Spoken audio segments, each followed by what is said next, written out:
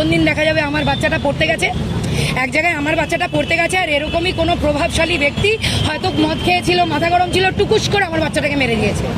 কে প্রতিবাদ করবে? কোথায় ডাকতে যাব, কোথায় বলতে যাব? সাইকেল আর কয়েকটা মাত্র অনুদান দিয়ে গরিব মানুষকে, গ্রামের মানুষকে বোকা বানিয়ে রেখে দিয়েছেন।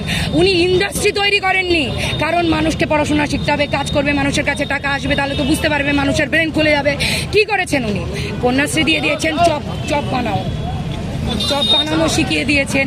এই ছোট ছোট জিনিসগুলো করে দেখিয়ে দিয়েছেন যে গরিব মানুষ গরিবের মধ্যেই কিভাবে থেকে যাবে। উনি নারী হয়ে যদি ওই দুষ্কৃতীদের সাথ দেন এবং প্রমাণ লোপাট করেন, এর থেকে বড় নারীর লজ্জা হতে পারে না। কারণ আজকে আমি একজন মা হয়ে আমি পথে নেমেছি, কিন্তু কোনো পার্টিগত দিক থেকে নামিনি, আমি শুধু অভিনেত্রী হিসেবে নামিনি। আমি পথে নেমেছি আমার বাচ্চার জন্য, আমার নিজের সম্মান বাঁচানোর জন্য, আমার পরিবারের সম্মান বাঁচানোর